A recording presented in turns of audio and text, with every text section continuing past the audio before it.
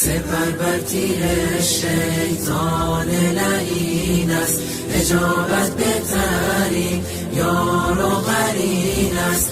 مشو یک لحظه غافل خواهر من، که چشم خائنان اندر کمین است. نگر در سوره های نور و احزاب، که حکم خالق یزدان چنین است. زنی خوشبخت می گردد که راهش مسیر امهات المؤمنین است. سپر بر تیر شیطان لعین است، اجابت بهترین یار و قرین است. مشو یک لحظه غافل خواهر من، که چشم خائنان اندر کمین است. زنانی را که احمد یار آنها در این دنیا و در روز یقین است. زنان پاک و با تقوای